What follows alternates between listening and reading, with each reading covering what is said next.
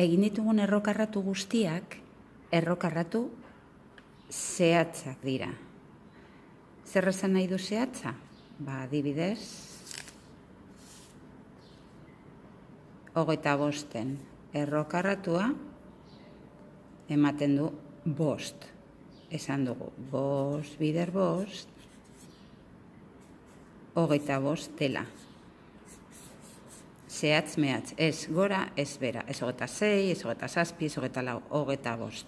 Baina ez da beti horrela. Zer gertatzen da eskatzen badigute adibidez 26-ren errokarratua? Ez dago zenbaki bat zehatz ematen duena 26. Ze 5 bider 5, 25 da, eta hurrengo hartuko bagenu, 6 bider 6, 36. Orduan, 26, ez da, ez hau. Zeran deitzen zaiak kasu honetan? Errokarratu osoa. Bai?